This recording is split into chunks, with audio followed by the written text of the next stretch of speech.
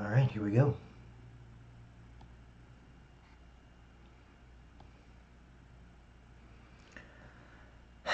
Looks like we're good. There it is. Alrighty, here we go. Episode's recording. It's been a while. Let's get right to it, huh?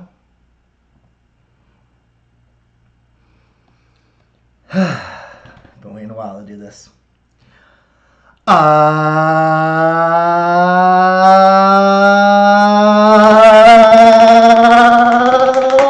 ladies and gentlemen, boys and girls, welcome back. Episode 105 of Dave's Dugout. My goodness, what are we calling it? Is it season 4? Is it season 5? I've lost count of the seasons. I don't know if you have. I haven't. It's kind of a running joke. If you count how this started as a vlog, Dave's Dugout, before even the podcasting was as popular as it is these days, I think that was 5 years ago. Almost to the day. And then we might call it season 5. I think kind of this is season 4. But if you've listened to episodes in the past, kind of stopped doing the seasons thing. And it's just now just a recurring countdown, kind of stealing that from the Joe Rogan Experience. They're on episode 1000 and whatever. I think it just looks more fluid without the seasons. And obviously we're back after a long break. I think the longest break, someone would have to fact check me. I'm almost positive, by far the longest break here that we've ever taken on Dave's Dugout. And I don't like that I did that, but we did. And even just seeing how long it's taking on Instagram, I don't know if that's because it's a Sunday night. Timestamp, it is Sunday night, and we're going to have to see how long we can go here. 31, that's not good. I just realized, didn't plug the laptop in. That's a rookie mistake. Wow, we're going to have our bumps here in the first ever episode back here in 4 months. I can't believe that. Honestly, I wonder if I should do that before we just even get started while I'm thinking of it. Maybe I should go plug the laptop in. I hate stopping while it's live, but I guess it is telling people that anyway. So let's go ahead and do that real quick. And I've actually seen people do this on live streams all the time. The podcast, I might edit this out, but for now, we'll be right back, folks.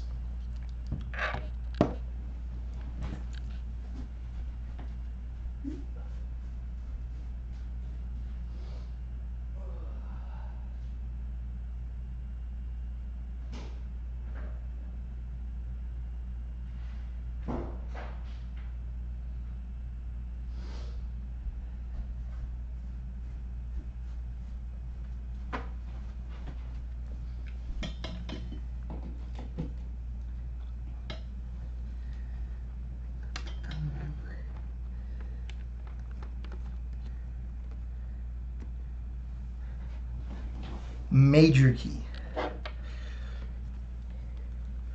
You might want to make sure everything's plugged in. Alrighty. After 4 months, I only made you wait 2 more minutes. Alrighty. What do we get started on? Honestly, it has been just... I don't even like taking a week off, let alone 4 months off. But here we are. We can't go in the past and change anything. If you have watched in the past, I did start doing this a few episodes back. I have a little basketball hoop back there. You can't see it on Instagram, but you can see it if you're watching on YouTube. Also live. And if you're listening to the podcast, you're just going to have to trust me if I make it or not. So you can see it on the YouTube. Sunday night, I don't know how many people are drinking right now, but if you are, it's probably why we're friends. If you're not, I don't know what to tell you. Gonna be honest here for the viewers. I do have a little coffee here. Actually, I guess it's technically espresso. I did put a little Bailey's and Jameson in it. I'm not gonna lie. But there's that. So I mean, I've already had a coffee today. So if anything, I'm just more caffeinated out than I don't think a shot of Jameson or Bailey's or anything. And I'm not even a quarter of the way down with the thing. Anyway, I'm stalling. This ball's a little flat. I'm gonna just go ahead and throw that out there. Hasn't been bumped up probably since I bought it. And since it was gifted to me. Oh, that's close. It's also my only one now, so I might have to get up and get that later. I can see the replay from the YouTube. It's like delayed by like 7 seconds. So if you can see on YouTube, people on Instagram want to tune in over on YouTube. It's got a couple extra decorations here. And that's actually what I wanted to get started on today, so this is a good segue. 2 of those hats you see up there are using up 2 of my little basketballs, so they can be propped up a little more. That's just a, for now, fix. We're going to have to find out another way to get those propped up even better. But if you notice the national championship banner for the Baylor Bears, if you notice on the couch behind me, the national championship bracket for the national champion Baylor Bears. And just to top things off, I am wearing a national champion shirt. That's where I wanted to get started. Is all of this stuff came in the mail. Perfectly fine, no problems. Except for 2 items. Pretty much the 2 items I wanted the most. It's the national championship hat that they wore on the courts and the shirt. So like the official, not game worn, but celebration worn gear. MIA has not arrived, and that is actually what started this delay to me not podcasting every week.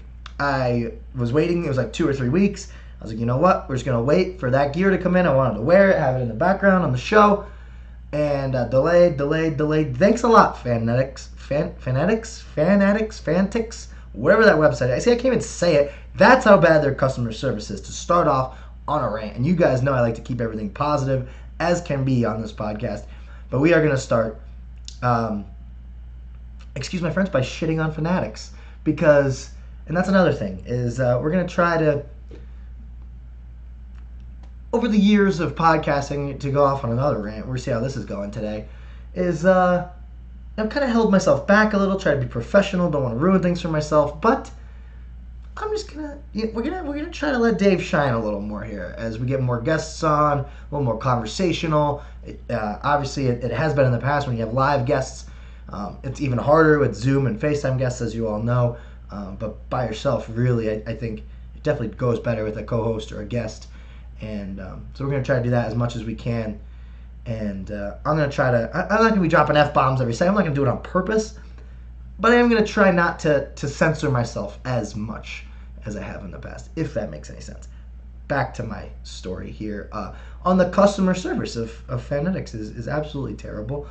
Usually I'm not one to complain, but as you can tell, don't have the stuff. So it's been 4 months. It's been probably 5 months since the championship game. So that just really grinds my gears. You know, that's not the best. To put it nicely. It also could be the USPS's fault. So we're not going to put all the blame on one company. It could also be them. Because one tells you to call the other tells you to call the other. And actually, you can't call Fanatics. They only have a live chatting, what's supposed to be 24/7 service, but I have tried multiple times and not gotten anywhere with them. So, it just says that they're busy, to try again later, and there's no email you can email them at. So, not to harp on it, but apparently I have a lost package of national championship gear that hopefully is somewhere, because the stuff's probably sold out now. So, that's long story short. That's what started the off season of Dave's Dugout. But glad to be back here and start on such a high note. Speaking of that, I had one little tidbit on the national championship game, not to backtrack too far, but it was the most watched basketball game, college or pro, since 2019's Game 6 NBA Finals. I thought that was crazy that college basketball more watched than the past couple NBA Finals. So, me and my love of college basketball, I'm not alone, apparently.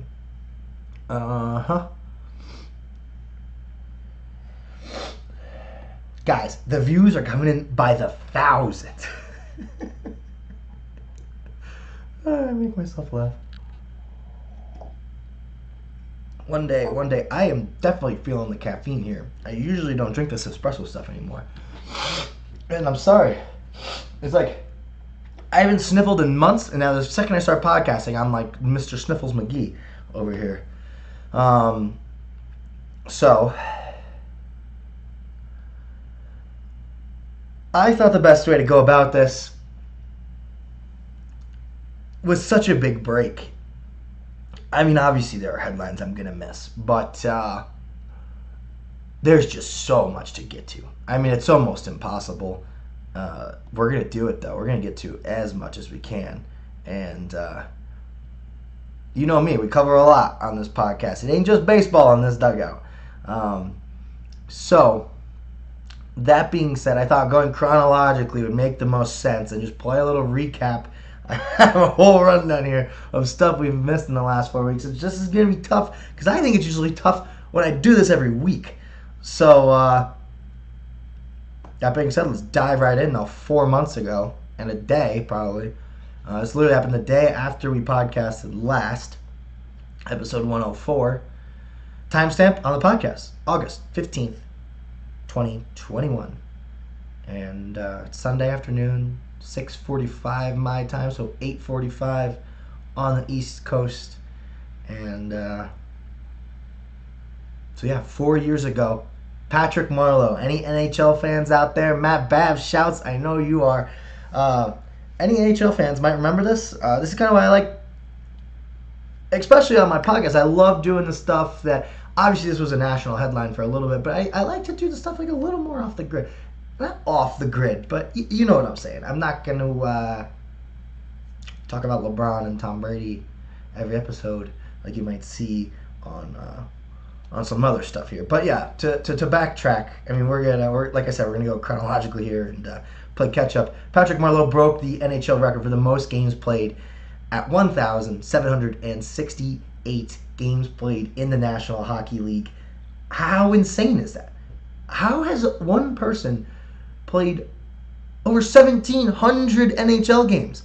I mean, it's most people's dreams to play one. Not most people. Most hockey play, like, you know what I mean. Hockey players' dreams to play one NHL game, play one season. People say after 5-6 seasons, your body just feels like it's like, I mean, can you imagine? Hockey players are savages. They're crazy. Oh my God, your body just, the pain and the just swelling and I can't even imagine after 6 seasons. This guy played 1,700 games. To put this in perspective, if you're not a big hockey fan, he passed someone called Mr. Hockey. That's who the record was set by. So when you break a record from someone called Mr. Hockey, or nicknamed Mr. Hockey, I think we're talking about a pretty big deal here. So Patrick Marleau, absolute Hall of Famer, absolute stud, still playing. Last time I checked, for the San Jose Sharks is when he broke the record. So haven't actually checked it in the 4 months since then, assuming he played a couple more games after that. I think that record is safely his. I know the next person playing right now is not even close.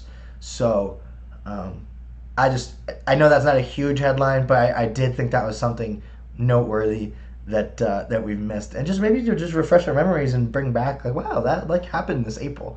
So yeah, and another one of those kind of same dealios here is soccer fans got a big scare with this Super League drama that was kind of going on. It didn't last long, thanks to, I think it was mostly Barcelona fans, was it? Or kind of put the kibosh to it. I mean, people were protesting, and it was kind of see the people stepping up and stopping something that they didn't want. And in the soccer world, it's a huge community outside of the United States, most popular sport by far on the planet.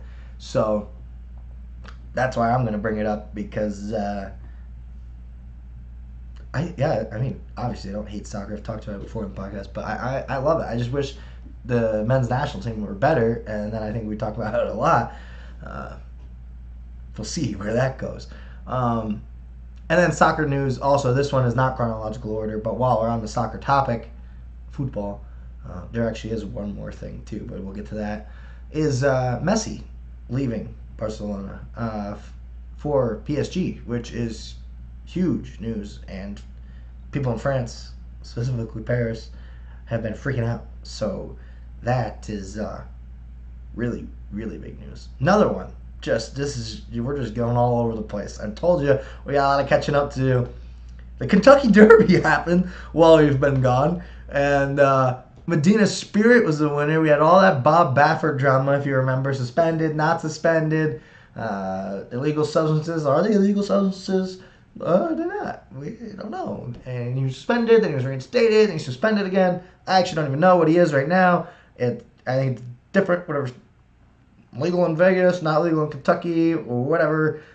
There's a back and forth we go on that, and probably won't talk about that again until one of the races, one of the big three in the Triple Crown come up again.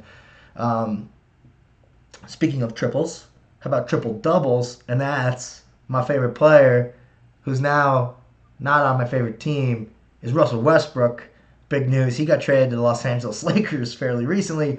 But the big news I was talking about here in chronological order is he is now officially Mr. Triple-Double, and he has the NBA record for the most triple-doubles of all time. So congratulations to Russ. Hashtag why not.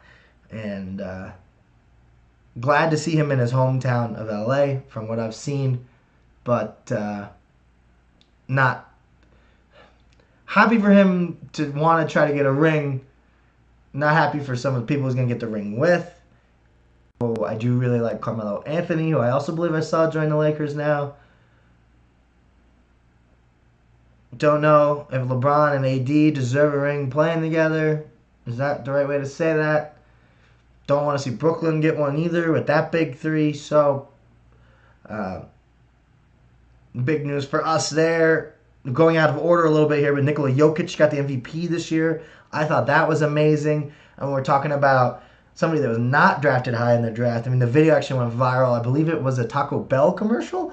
He was drafted during a Taco Bell commercial. So that, went up across the screen, and that went viral. So that is just awesome to see. I believe he was the first second rounder to ever win the MVP award. Obviously, this is all 3 or 4 months ago, so sorry if I'm off by a little bit, but I'm almost positive on all this stuff I've said so far. So that's out of order, but I want to talk, since we're talking about who's going to win the finals and stuff, the Milwaukee Bucks and Giannis Antetokounmpo winning. I mean, that was amazing. Giannis's videos of him pulling all-nighters and ordering, 100 and something nuggets or chicken minis. He ordered however many, was it points he had or something. But you see, this is what I'm talking about. This is all a long time ago. But just seeing him celebrate like a little kid was awesome. He's a player I really like, and for reasons he pointed out, he stuck with it, did it the hard way, did it the right way. He said, if I wanted to join a super team, I could have joined a super team and won the easy way. He goes, but we built this and did it our way.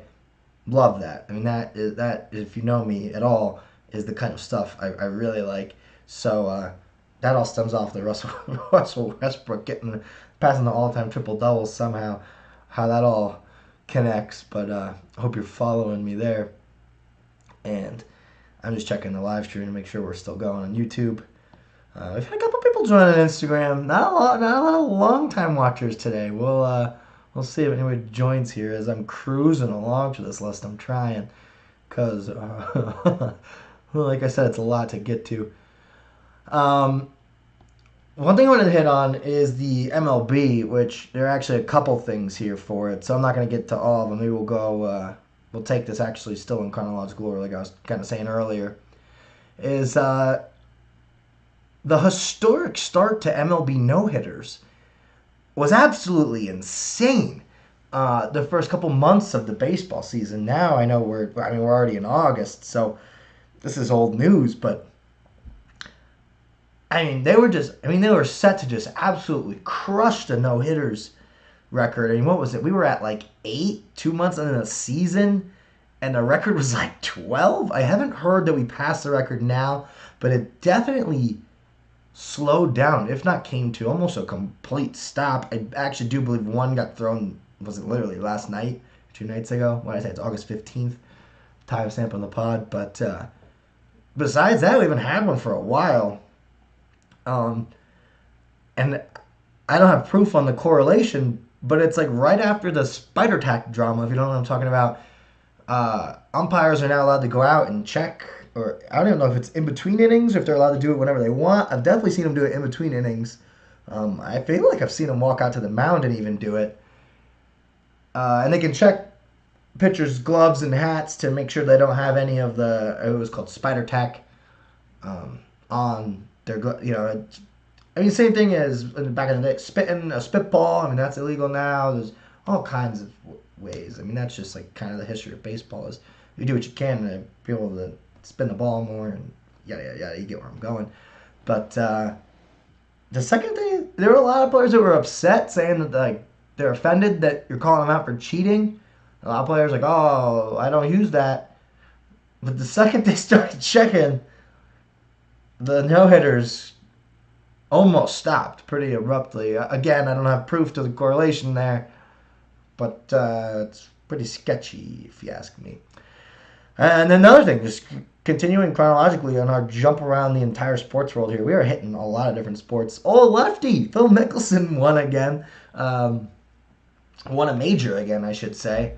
And became the oldest person ever to win a major. So congrats to Phil, old Lefty. I mean, that was really cool to see. I think a lot of people enjoyed that. Golf fans and maybe everybody alike. He's just a very likable personality. They did another The Match again with Phil and Tom Brady. This time it was Aaron Rodgers and Bryson DeChambeau. Obviously the original one was Phil versus Tiger. I believe this was the fourth installment of the match, is what they call it. If you're listening on the podcast, I just did air quotes. I don't know why. That's what's called The Match, but now there's a bunch of them, so it's not The Match. It's like The Match is. But anyway, they're fun to watch. Especially, I mean, they did such a good job miking them all up, and there's just a lot of big personalities, man. Rodgers and Brady. And Phil is just hilarious. Phil, I think, might have been the funniest by far. Aaron Rodgers is like funny in a cocky way, but it's not too much. Obviously, Brady somehow, most successful NFL player, quarterback specifically of all time, and he like still just does everything in his life with a chip on his shoulder somehow. I don't know how that guy has just brainwashed himself to just think he is not the shit. I mean, he's the opposite.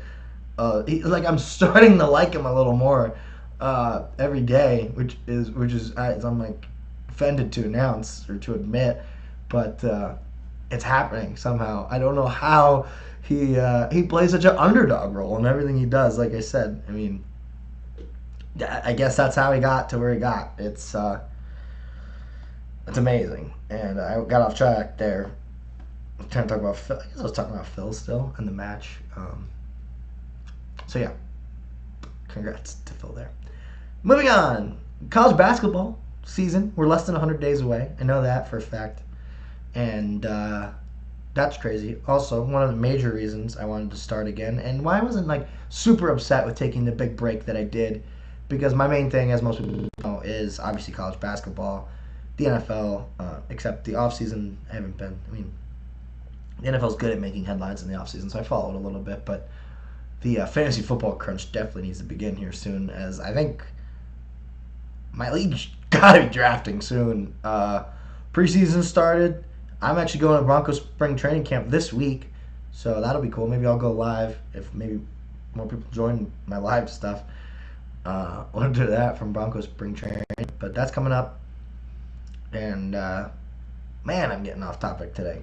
But I do think I'm cruising, at least, getting through this list. Cause oh my God, there's a lot.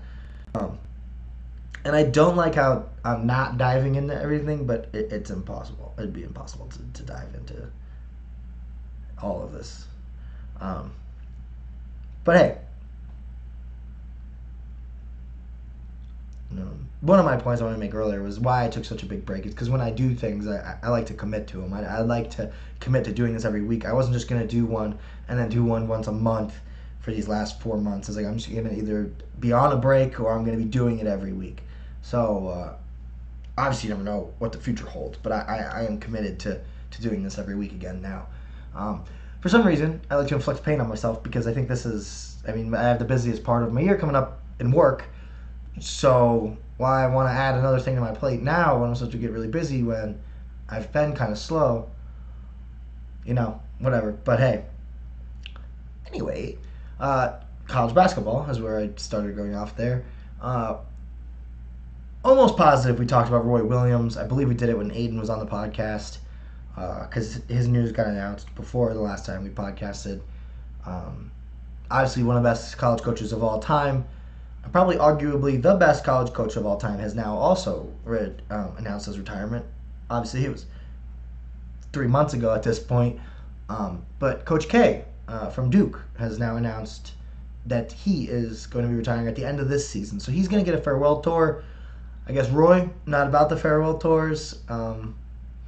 Those kind of go, I feel like, hand in hand. I feel like that kind of is like almost a nice little like argument on both sides for like the UNC and Duke lovers and haters. Duke's kind of more of that like flashy Nike Zion, like, woo, look at me, I'm Coach K. I want my farewell tour. I can't say that. Like I have so much respect for Coach K. But he does seem like the type that would want it, and like almost like Duke, I think, would push for it and say like, hey, we want the publicity, we want to give you the farewell tour. And Roy has the very humble beginnings, just nice Carolina man, and just step back into the shadows. Coming off a loss is the sad part. I personally think, but what can we do?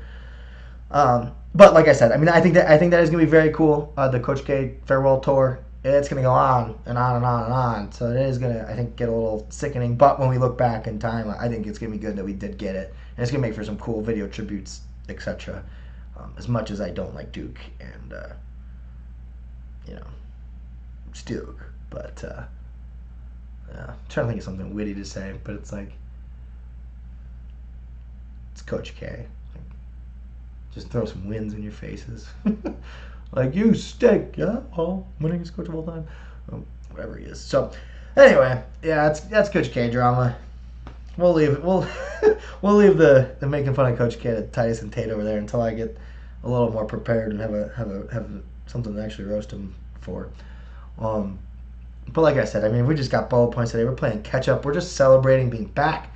Honestly, as I drink coffee at 7 o'clock at night and wonder why I can never sleep. I wish I had my little basketball. Pretend like I made it. I don't know if it's the sun going down or it's just like that angle. I do this sometimes. On the Instagram Live, my face looks really red. People that know me probably always look really red. Chat disconnected. Uh-oh. People watching on YouTube. Can't chat with me. You're heartbroken. It looks like everything's still going. Alright, well, looks good. So again, we're just going chronologically and just playing a lot of catch up here. I have one line. This is like a personal thing. I don't know why. I was gonna get off topic on some like just because essentially I went through my Twitter and just was like looking at headlines of what I've tweeted over the last 4 months, and one of the so there was like movies I've watched, but I don't want to get into I do want to start getting it more into the pop culture things this year, this season, whatever we're calling it. But I didn't want to in this episode just because there's so much to play catch up on. But one of the things I did want to mention is like a personal life thing. I signed my first autograph. I know it sounds a little weird, but I thought this was not newsworthy until I've asked multiple people now that have been in the business, quote unquote, for years, and they have not done that ever, signed an autograph. So I did not know that was like the getting recognized thing is starting to get weird too now.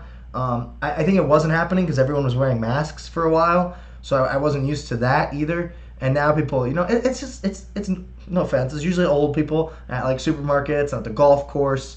But now it's like starting to happen a little more. This specific story, I was actually with my mom. We were eating breakfast, and somebody, not even our waitress came up and was like, "My husband loves you. Like, well, can I get an autograph?" So like, it was really cool. I'm definitely never gonna forget that as like a first time thing. So I literally just like signed it and like a piece of paper like from the waiter's like terror book. So that was, I mean, that's just crazy.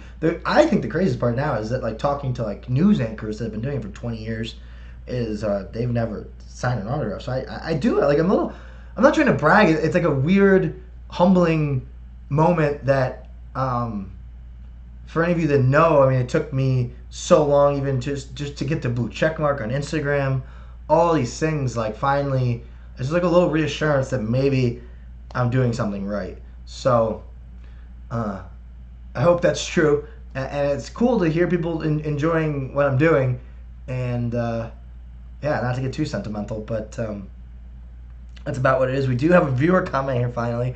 He signed off before I could mention it, but tell us how bad your fantasy team's going to be this year. I already kind of spoiled the note that I haven't done much research yet. Obviously, I keep up on headlines every day, so I know who's going where and all that jazz when it does come up, but from a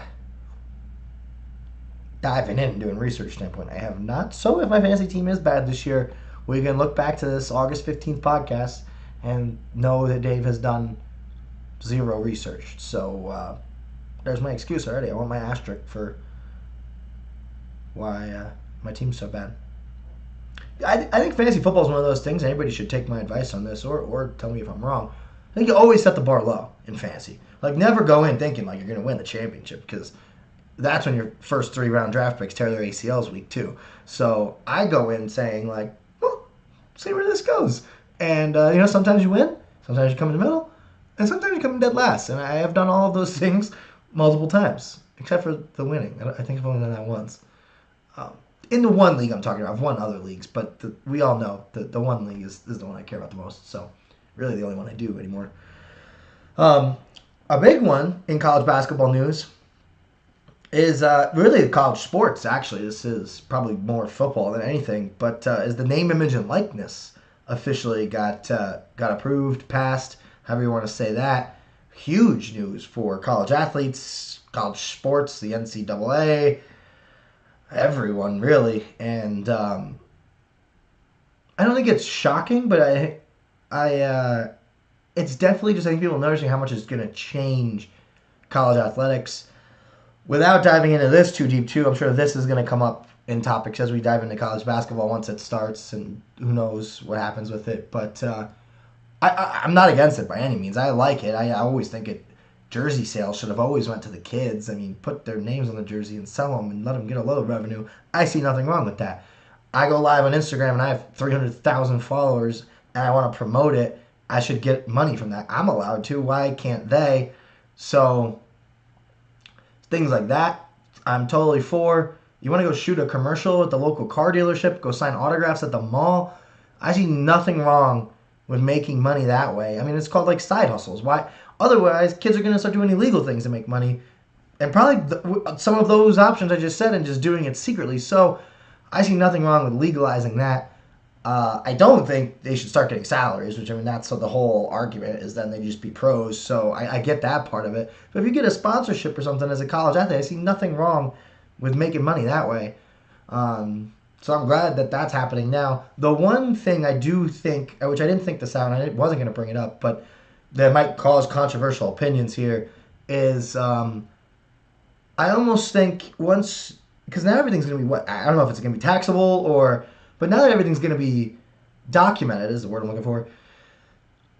Once you're like a documented that you're making like the Zions of the world, and that's what people don't realize, this is only going to affect like the top 0.1% or whatever it is, 1% of college athletes, who are already the top whatever percent of all athletes. So we're already talking about the cream of the crop, and this really only affects the cream of the crop of the cream of the crop. Because I mean, look at like minor league baseball players. They're better than any college baseball, not any, but you know what I'm trying to say here. And how many people go to minor league baseball games every night? They're not making any money. So the argument is that you're making the money because the college you're going to gives you a national stage, a platform to make money, which has always been my argument on why I would want to go to Duke, or why I would personally want to go to North Carolina, as opposed to these guys you see going to the G League who fall off the map, all of a sudden get drafted, and you're like, who is that? And then you look at the Zions, and you're like, oh, it's a household name. I guess he went to Duke, and he was on prime time once a week. So the one thing I do think is, say we can go back and put this on Zion and say he would have been making X amount of money with so-and-so company, whatever. After he blown out his shoe, a local shoe repair place in Durham sponsors him and he's making $100,000 every game or whatever it is. I don't think he how's the right way to say this? It's because it sounds harsh when you say take his scholarship away. But once you start making like X amount of money and you can afford to go to said school, I think that money, the school should have to be responsible now to give those scholarships to the lower guys on the team, to the walk-ons and to the other guys on Duke's roster. Because now, I mean, I think that'd be really cool if you can see. It'd be like a success story. Hey, so-and-so's making this much money off name, image, and likeness now. Let's take his full ride and put it to the rest of the team. Does that give an advantage maybe to the Dukes and the Carolinas and the Alabamas in football? Maybe, but I think that's why it gets so controversial, is because it is such a touchy subject. But from a college athlete standpoint, I mean, you can't be happier for the kids being able to make money off of going live on Instagram. I mean, how's that hurting anybody? I don't see. So from that perspective, I think it's great. And I think that's where we're going to cap that conversation off, because like I said, there's just playing catch up so much here on this episode. But back to the NHL, we had something off the top there. The other thing here is the Tampa Bay Lightning winning the Stanley Cup here back to back, going back to back. So that is crazy. Going back to back championships in any sport is hard. Stanley Cup, very hard. What was it? Pittsburgh did it last? Am I right on that? Off the top of my head, the Penguins, like 08, 09. Fact check me, somebody. But I think the Penguins are the last ones to do it. The funny thing here I wanted to bring up is with the Tampa Bay Lightning and the Tampa Bay Buccaneers, and now they're the Tampa Bay Rays now. They used to be the Tampa Bay Devil Rays.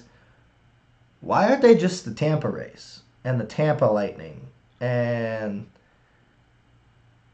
the Tampa Buccaneers? Is there any other city that like even the Warriors are the city by the bay, but they're not the San Francisco Bay Warriors. So I don't know why they do the Tampa Bay thing. Somebody brought this up to me, actually. We were both just kind of sitting there like thinking about it. I don't know why, because the city of Tampa, it is in the Tampa, or alongside of the Tampa Bay. So that's just a funny thing to note. If somebody can think of another city that calls their sports teams something other than the actual city name, I just thought that was like a funny thing that actually really don't get. Maybe it's just because they want to include the whole Tampa Bay area, so you just get more fans, which that would make sense to me. But I don't know. That would almost be like, nah, that's not the same. It's going to equate to like the tri-state area in New York City, but that's not. The Tampa Bay is all still Tampa Bay. But anyway, I think Matt answered my question. 16-17. Was I right on the Penguins, though? I just got the years wrong. I'm just seeing that comment now there. A couple people we got joining in now live, everybody. So that was another thing. Another thing, I'm trying not to dive in too much into the series itself, obviously, but it was the last one on NBC. NBC, I think we all kind of have that music that goes along with the Stanley Cup playoffs and NBC. It's been like that for years. So they're moving to ESPN and ESPN Plus now on NHL coverage. So I've always kind of complained that ESPN doesn't cover the NHL enough, and I said the same thing with the UFC. Once ESPN Plus got UFC, now they cover the UFC all the time. So from that perspective, I think it's good, because I think the NHL is going to be all over ESPN and SportsCenter, etc. more now, which obviously I think is good for the sport. So we'll see how that goes, and I don't know. I never even liked how in the NBC deal that even still some of the Stanley Cup Finals games are on NBCSN, and absolutely once it gets to the Stanley Cup, it should have been on NBC. I even think the conference finals should be on NBC. So we'll see what ESPN does with them. I don't know if ABC's in the group. I know ESPN Plus has a couple exclusive games that they're going to have. So we'll see how that goes. The whole streaming service thing might be good. I don't know. Well, that's a whole other topic we're going to get on is streaming and where media rights and TV is going. But we're not going to get into that right now. So continuing on chronological order here, we got Italia winning the Euro Cup. I almost said the World Cup, Euro 2020. So Italy getting that done for the first time, and gosh, I don't remember what it was. It was like 1980 something. I want to say was the last time. Might have even been longer than that. But Italia beating England. All the English people were all excited. They I actually am. Matt just commented about the Olympic coverage on NBC. I do have some bones to pick there, so we're going to get into that in a minute. But, all the English soccer fans, the it's coming home thing, that's just dumb. And I guess, what do they think? They invented soccer? Maybe they did, but get out of here. That's like the most cocky thing I've ever heard for a whole country. It's coming home. No, it's not. So it's coming Rome. Italy won in the championship game. Italia, Vivo Azzuro. To give you a little Italian here. Campione d'Europa. That's champions of Europe. So let's go. Italia, represent. Winning Euro 2020. I think that was a big deal. And then this one is both news and personal news. I got to go to the MLB All-Star game, which was, to say the least, really, really cool. I'm getting to interview the players on Media Row, whatever they call it. There's a red carpet. So, home run derby. I've never been to a home run derby in person, even as a fan. So to be there covering it and to be down on the field while they were warming up was amazing. Home run derby I would highly recommend. I mean, just seeing the balls flying that far. And for my first run to be in Denver, where they fly even farther, was just really exciting. Because you think about it, you go to an MLB game normally, and what do you see? You get lucky, you see one home run a game, two, I don't know what the average is, home runs a game. I know it's more than it used to be, but just to see them, I mean, just it's just nonstop, just balls flying out of the park. Obviously, because it's called the home run derby, but you get what I'm trying to say. That was really cool. I mean, I'll never forget that. Obviously, I'm going to keep that. I mean, if you guys don't know me, I'm a hoarder. I keep a lot of stuff, and media credentials is one of them, and that's one of my first. I only have a handful of them. That's the first really, really cool one. Is the MLB All-Star coverage with me on it. So that was really cool. And definitely something I don't think I'll ever forget. So, especially with Shohei Ohtani. And if you guys know on the podcast, I was hyping him up before.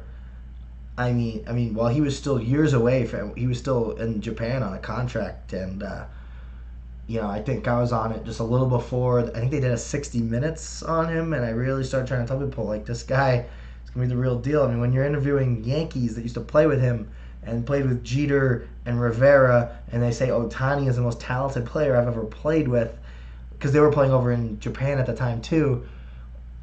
That's like a little bit of a, hey, ding, ding, ding, maybe we should all pay attention. And now here we look, and he's literally a sensation, becoming the face of baseball, and it's someone who, I was going to say doesn't even speak English, but I think he does secretly, but at least he doesn't speak English publicly to the media, and so to be the face of baseball and to be at the All-Star game and All-Stars. We're talking about the best of the best players in the world. Not all they were doing, but most of what they were doing was talking about what Shohei Ohtani is doing. So to see the best players in the world just talking about this baseball player was something that was very crazy.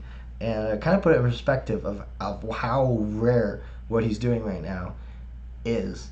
And if you don't know what I'm talking about, I'm sorry, but we're not going to get into it right now. He's amazing. So, the Olympics is next. Matt kind of alluded to it here in the comments on Instagram Live. NBC's coverage. I was not gonna be as strong as him. He said it sucked. I don't think the coverage kind of did suck. I was just gonna say it was subpar. I know, and I think the time difference was very hard.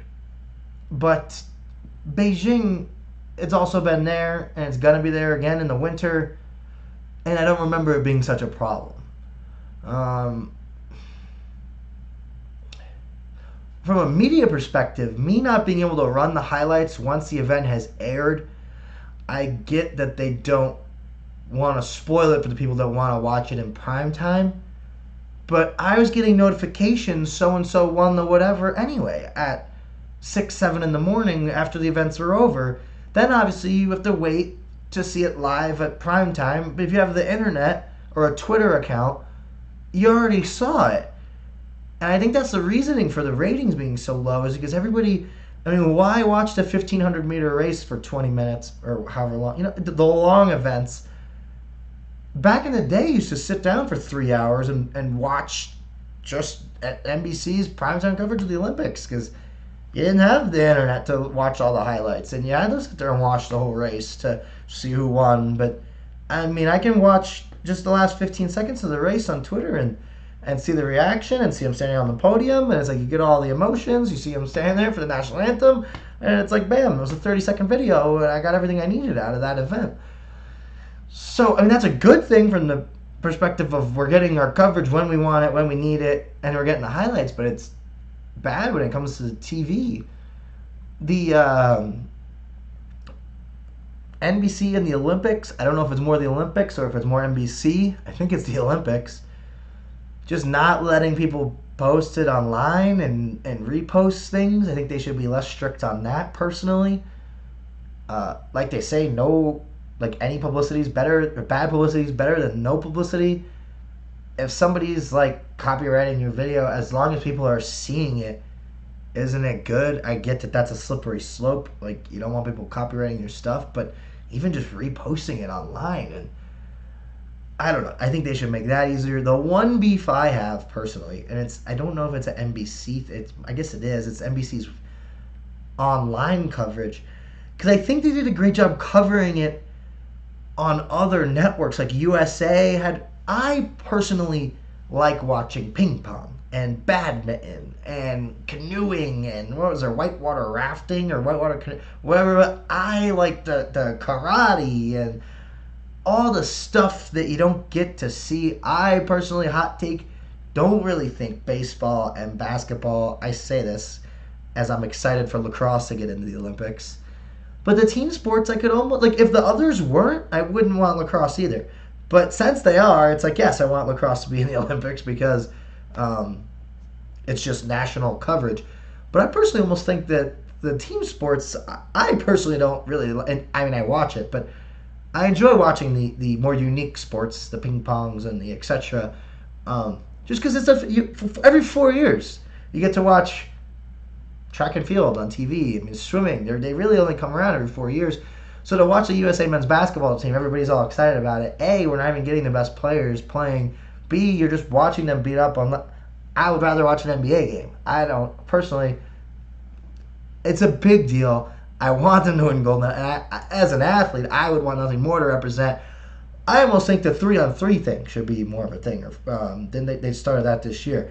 I would love to see USA do a just kill everybody in 3-on-3 basketball. It's something different.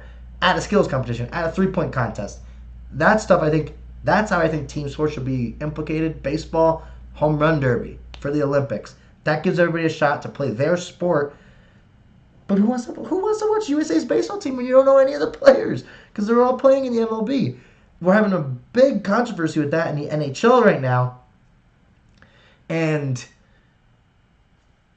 who knows if they're even going to be playing in the Olympics. So we might not even get the NHL guys in the Olympics, which are all the best athletes in the world. So it's just kind of silly to me. I forget what made me start bringing that point up. But the point, they were covering those on like USA, and the Golf Channel obviously got all the golf stuff. So I don't know. It's just tricky with all that. So it's cool that they're getting coverage, but who watches USA? I mean, what channel that is? I don't even know what channel number. So, I don't know. I almost wish NBC would be better with covering a little bit of everything. I know there's so much to get to because there's just so many sports in the Olympics, and especially this year they added so many. But, I mean, rock climbing. I mean, there were just so many sports. Surfing, skateboarding was the first ever in the Olympics. I mean, all that I love. But there was a lot. The one beef, though, I have to circle back around, sorry, but is I just don't think they made like the schedule easy to follow, or they didn't have like an easy, comprehensive. I mean, like on the Olympic page, I don't even know what it is, but NBCOlympics.com or whatever it is should have the medal count be easily like okay. Google had a great one this time, but the medal count and the schedule of events should be like two very easy things to find. The medal count kind of was. The schedule of events I personally found very hard to find, and there should almost be a live running clock of events that are going on right now. And with streaming, it should be so easy. You should be able to click on it and go to that stream. And then if you want to do like a here's what's going on live right now on our primetime coverage because you want people to watch that, and I get that, do that. But have like a rundown of like, hey, gymnastics is coming up at 7 o'clock primetime Eastern time. Blah, blah, blah, blah. Like, bang. Like, it... Something was not right. I don't know, and I don't remember feeling this way in the past. I don't know if it's because we've become spoiled with streaming services now. I know it was very easy to watch things on DVR. I actually didn't really try to stream too much on Peacock. I know that was an option. Maybe that was the easy way to get all the events live, but I really think there should just have been a bigger, better composite calendar that had everything for us. And if there was, forgive me, but it was hard to find if there was. So, there's that without digging on NBC too much. I mean, I get also it's a weird year. Everything wasn't when it was supposed to be. I'm sure all that plays into a little of it. I know it all must. So, and I mean, it's just such a big event. And it's coming up again already in February. So you'd have to think some of the team that's like usually helping with this Olympics was probably already prepping for the Winter Olympics here coming up soon too. So I can only imagine that hurts the coverage. But I don't think it was bad, but I definitely think it could have been better if that's the best way to say that. Couple other things with the Olympics here is the 2020 Tokyo Olympics finally started on July 23rd, 2021, which obviously you can't blame the Olympics for that. That's just, I mean, we've just all been going through, as Gary Parrish would say, the worst pandemic of my lifetime, of our lifetime, of his lifetime, all of our lifetimes. So, I mean, everybody wants the pandemic to be over. What can you do with that? I just thought, I kind of do like that they actually, I know people were complaining that they didn't call it Tokyo 2021, but it was the Tokyo 2020 Olympics. It just took place in 2021. So that was a weird thing too that maybe got people a little less excited. I don't know. There's so many things that go into it. USA finally won on the medal count on the last day, I believe. Fact check, it might have been the second to last day. I'm pretty sure it was the last day of action they passed. It might have been the second to last. But they finally passed China in gold, and they always had the overall medal count, but they finally passed China with the gold medal count. So USA had the most medals and the most gold medals. So that was really cool to see. I mean, obviously you want USA to do really well. The one thing I want to say is the Russian Olympic Committee did pretty well for, actually don't have this pulled up. I think they came in third. Forgive me if that's wrong. They were in third for a long time. I know that. But they didn't have as many athletes as they normally would, and they still did really, really well. And the whole thing, if anybody noticed, I don't know if some people this just went over their heads. I don't know if people noticed or just said, oh, what does that mean? But if you notice, all of it said ROC, and it was Russia's colors, and it was like the Olympic logo, but there was no Russian flag in these Olympics. I believe there was no Russian, I don't know if they call it a national anthem, the Russian national anthem. But they did not play. I know there was no Russian flag, and I believe they were not allowed to play their song if they won.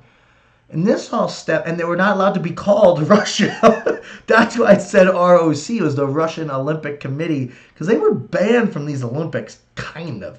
So it's like the Russian athletes were allowed to play, but they weren't allowed to be called Russia, and they weren't allowed to have a Russian flag, but they were allowed to use the Russia colors on an Olympic flag. So it's all just very weird. That's another thing that the Olympics kind of got wrong in this.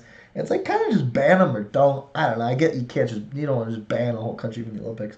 But the way they went about it was weird. And also, the reason Russia got banned was way more serious than I ever remembered. I know that they got in all that doping trouble from Sochi. There's a fantastic article that you'd have to scroll back in my Twitter and find it. Forgive me for not having that link ready.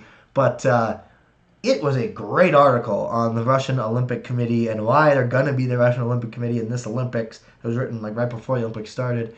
And I mean, Russia really cheated, like bad, like way worse than I thought. I thought they were just like doping and got caught, and it was like, okay, now we're gonna slap Russia on the wrist for doping. They were like, don't quote me for numbers on all this, but like everybody was doping. I'm sure it wasn't every single athlete. I get that, but they didn't have one positive test. Most countries, I think it said, had positive tests. They had not one positive test in Sochi. They had a lab connected through a hole in the wall to the drug testing lab for the Olympics. And when everybody left, they were passing the bad drug tests through a hole in the wall and giving good samples back to get tested. Like, Russia had it all planned out because it was in Sochi, so it was easier for them to do that on their, like, obviously on their home turf, to quote it that way. Like, it was bad, man. And so the Olympic Committee kind of came down on them with this not having as many athletes, no flag, no. Like, it's pretty wild what Russia got away with. They won the Sochi Olympics.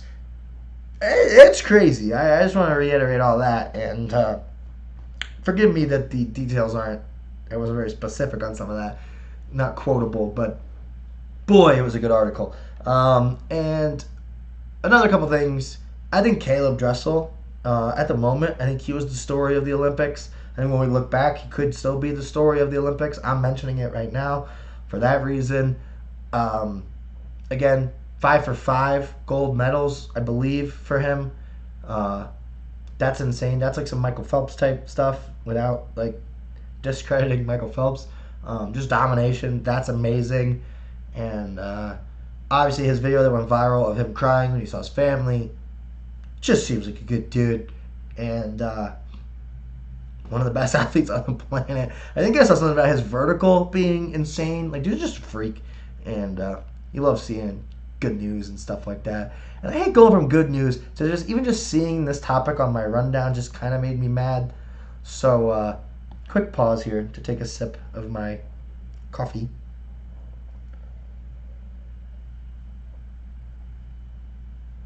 And it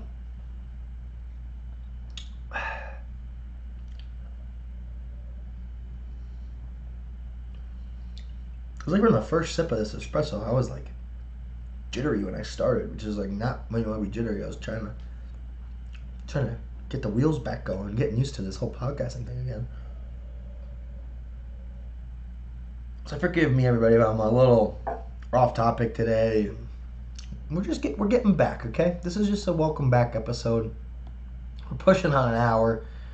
I only have a couple things left, and this might be perfect. The sad part is a couple things I want to talk about in most detail are the last two, but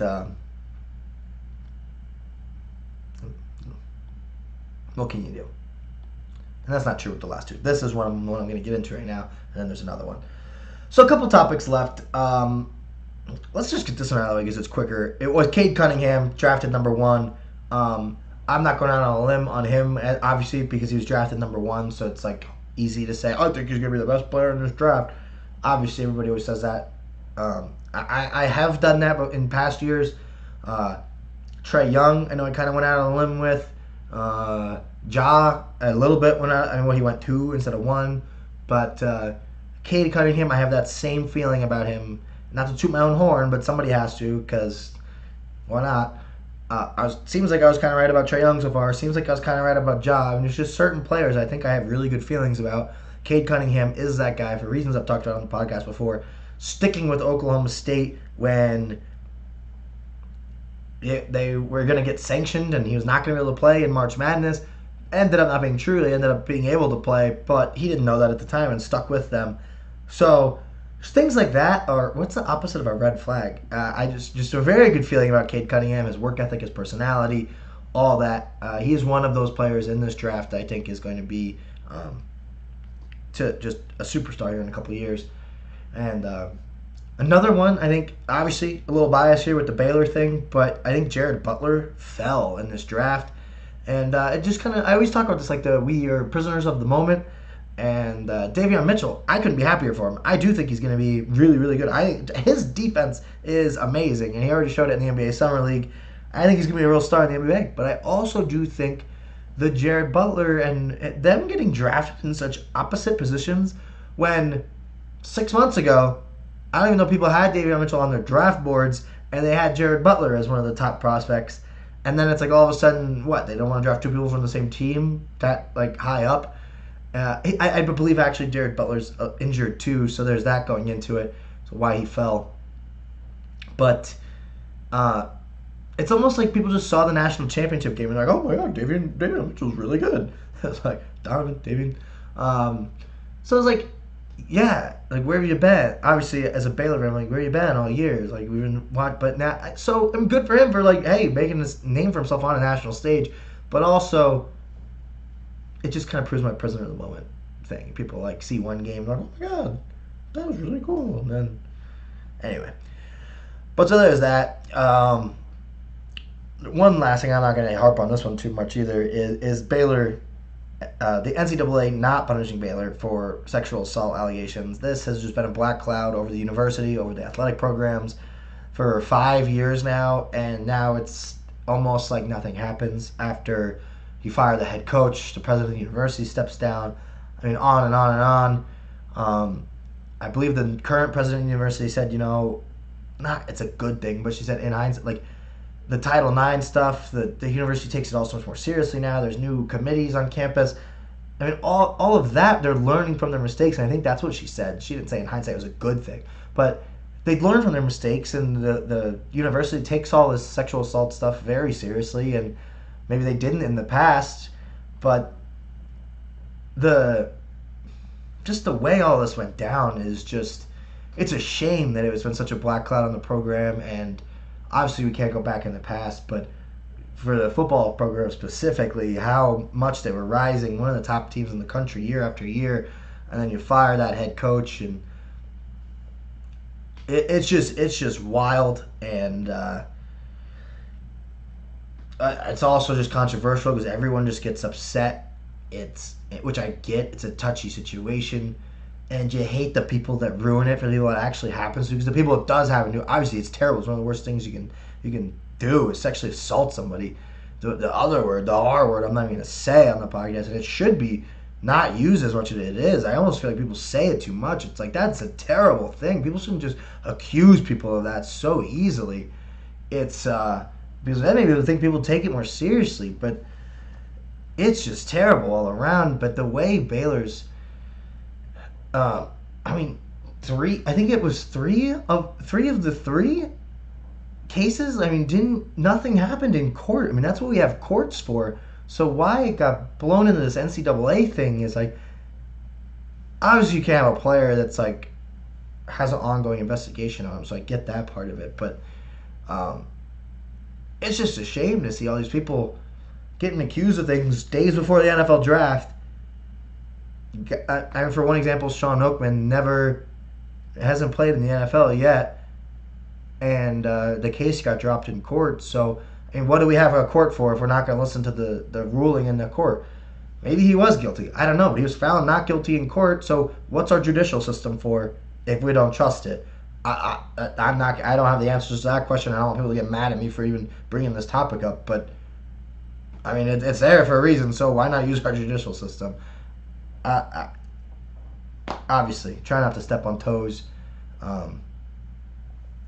But it's all a mess. That's all I can say is you wish things would go a little more smoothly. So I mean, prayers up for anybody that's affected by that whole situation, because I mean, like I said, it's just been a black cloud for 5 years. So I hope it can clear skies for even victims in the past. Maybe this is hopefully a bridge to brighter days for them too. I don't know. Maybe it's good news for them to see a university and maybe the NCAA taking these things more seriously. Hopefully only good things can come from any of this. And I think anybody that knows me knows that that's all I hope for is optimism and happiness and spreading smiles. So hopefully that can come from, like what I said, was a black cloud. Kind of, not on the same topic, but speaking of NCAA and college athletics, Texas and Oklahoma have now officially said that they're going to the SEC in what we would say now is in 5 years. We'll see if it takes 5 years or if they get out earlier. The Big 12 is going to do all they can do to keep them around for 5 years. I, for one, am personally offended by this. It irritates me. I think it's ridiculous. I think it was all for money. And I'm going to go out on a limb here, and I'm going to say here on August 15th, 2021, I personally, Dave Ackert, on Dave's Dugout, think Oklahoma and Texas, I don't know if it's going to be 10 years, 20 years, 15 years, 8 years, down the line, they're going to look at this, and it was a mistake. Why you would move to a more competitive conference in football,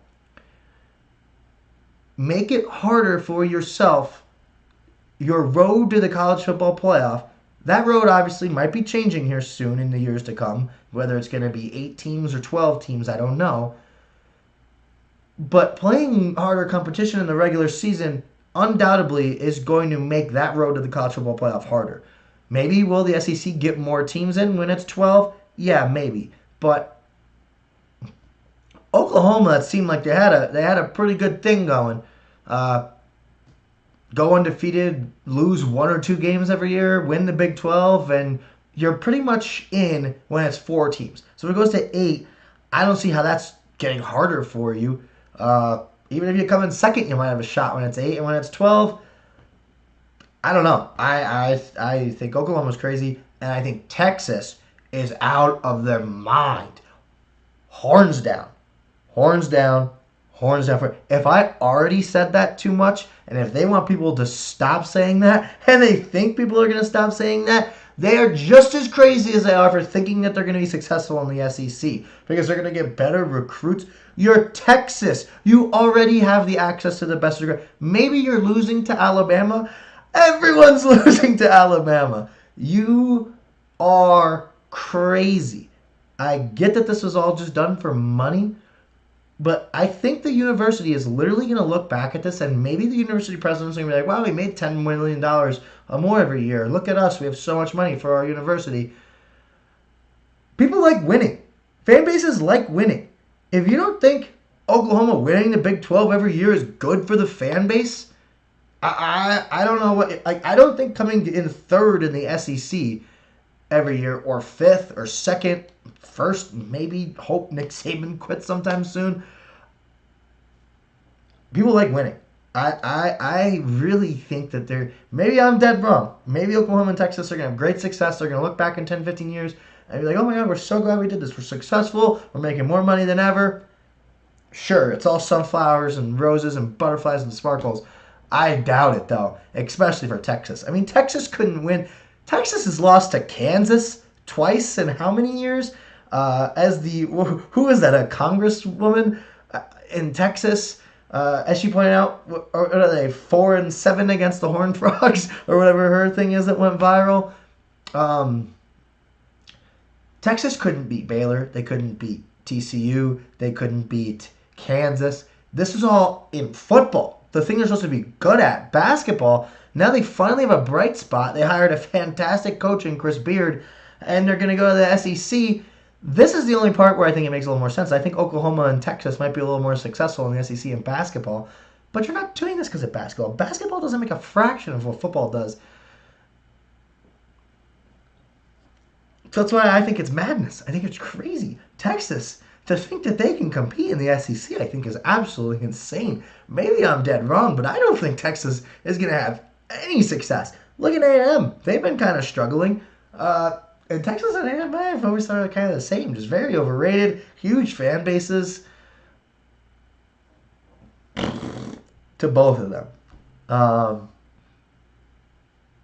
don't even know if I got all my points across that I wanted to on that, but I think that was good enough for today. Because that, I mean, is going to be a storyline in the weeks, months, and years to come. especially if this takes 5 years to happen. One last thing on it is just that I'm sad for it from a college basketball standpoint because Texas and Oklahoma are single-handedly ruining the best college basketball conference of the last 10 years almost every single year. I think last year was the first one when it was arguable. And I would still argue that it was the best, but numbers, whoa, that was a big gust of wind. But they, and it is them single-handed, they personally, behind people's backs, seeked out for it. Like, they wanted it, which is the crazy part. Why would you want to go play?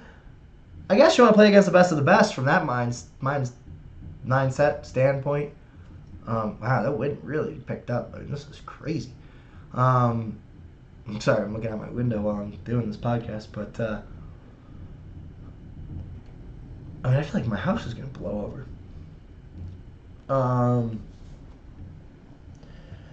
But yeah, I don't know. I really do think it's absolutely. I mean, it's changing all of college sports. It's I mean, whether we're gonna get super conferences now or no conferences or conferences with 20 teams, and that's just silly. I mean, why have a 20-team Big Ten and SEC? You're gonna have football teams that don't play each other once every 4 years. I mean, that's just you're killing rivalries. Why are you even in a conference then? If you're not playing a team every year or every other year, and you can't. From basketball, maybe you can get, like, even basketball would be tough to play every team. College football, there's no way you're playing every team. Even 16 teams in a conference would be hard. The Big Ten's already too big. And we gotta stop, don't get me off going off this, but we gotta stop naming conferences after numbers. Especially after all this nonsense. The Big 12, the Pac-12, the Big 10, none of those have the right teams in them. The Pac-12 might. They might be the only one. But I'm pretty sure there's 14 teams in the Pac-12. There might not be. I know there's 14 or 16 in the Big 10. And there's 10 in the Big 12. There's going to be 8 soon. So that's just stupid. ACC, that makes sense. SEC makes sense. I mean, the conferences are getting so big now, the geography doesn't even make sense. Southeastern Conference, you're going to have a team in Austin, Texas. Is that really the southeast of America? Atlantic Coast Conference, they're pretty close. They have, like, some of them aren't on the coast, but I could get what they're getting at. Anyway. What a mess. What a mess, Texas fans. I mean, just have such a big ego. And you're not even good. It's the last thing you've done. Frankly, you suck. You've really been bad. You've been below average. You've been poor. And to do this to college sports, it's selfish. It's selfish. It's rude. It's sickening. And horns down. Forever. And if you think SEC fans aren't going to dig into that, you don't think Aggies? Aggies are some of the worst people on the planet.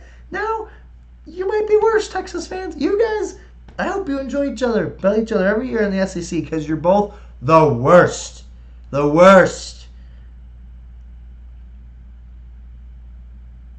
If you don't think you're going to go into a game at Death Valley and they're all going to be going like this, I mean, you think it was bad when you went to Oklahoma?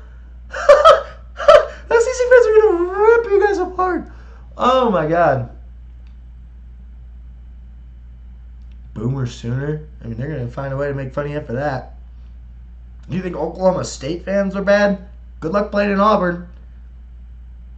Good luck playing in... Uh-oh, am I going to get kicked off Instagram? Oh, no, I didn't add 10 minutes in time. Yeah, good luck. All right, moving on. Field of Dreams, last thing I want to talk about. That happened recently. Most watched regular season baseball game since 2016. 5.9 million people tuned in to a regular season baseball game. Love to see that. And the most streamed baseball game of all time on Fox. So, setting records for great reasons. If you did not see this game and know what I'm talking about, I'm sorry I saved it to the last minute because this was really cool and honestly should be what I led the podcast off with. But we had so much to play catch up on. It's crazy. But, and I do want to start having a little more fun with the podcast too. I do feel like I just had such a big checklist today. Kind of had to just run everything through everything. But I just, it was so cool. It really was. Hang on. I finished my coffee while we wrap up here. So, the Field of Dreams game was so cool, and it got pushed back from last year. It was supposed to be last year, but COVID. And if you didn't watch it or don't know what I'm talking about, I don't know where you've been, but they played right alongside the original set from the movie in a cornfield in Iowa, in Dyersville. First ever MLB game to take place in the state of Iowa. Fantastic game from a game standpoint. The game couldn't have been scripted any better. The White Sox were winning the whole game. I think it was 7-3 at one point. Yankees stormed back to take the lead in the top of the ninth, 8-7. And then a walk-off home run from Tim Anderson to win it in the bottom of the ninth. Absolutely insane. So from a game perspective, fantastic. From a looks and how they built the stadium, the surrounding area, all the corn right up along the fence, and the fence was see-through. Everything was made of like wood and rustic, and it was just all around. The broadcast was great. The beginning of the broadcast was really cool, where they had, oh, no, I'm blanking on his name.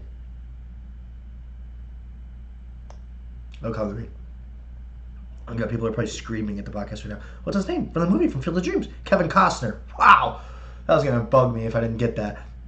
So he's out there standing at, shallow center, and he looks out, and the baseball players will start coming through the corn. That moment alone was really, really cool.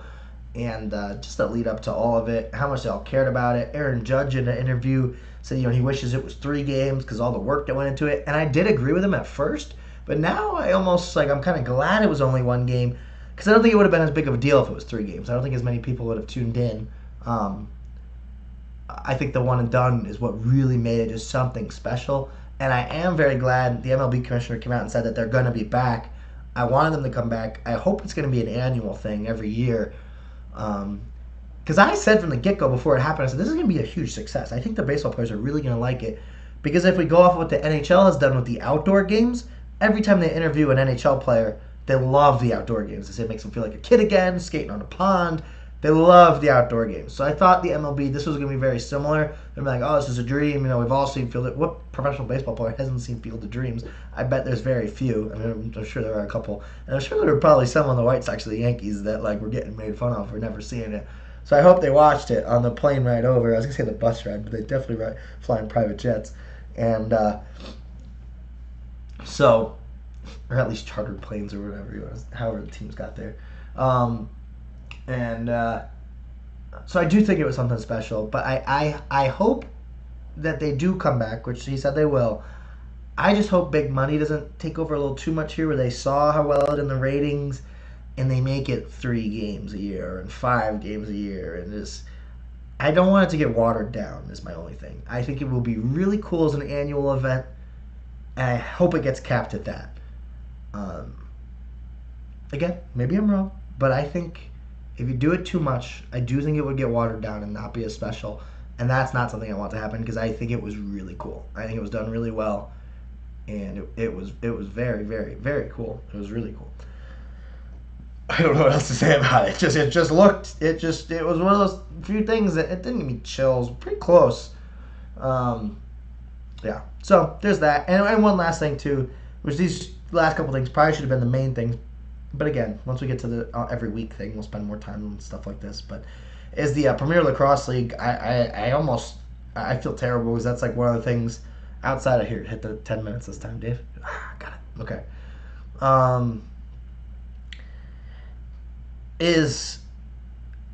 College, aside from college basketball, lacrosse, the Premier Lacrosse League might be one of my favorite things. From the get-go, I've said I hope they do what the UFC did, and I think they're going to do what the UFC did in buying up all of the other quote-unquote leagues. The UFC didn't really have leagues, but you know what I'm saying. And they become the UFC of lacrosse. And I kind of thought and hoped that's what happened, and it seems to be doing that in the fact that they merged with the Major League Lacrosse.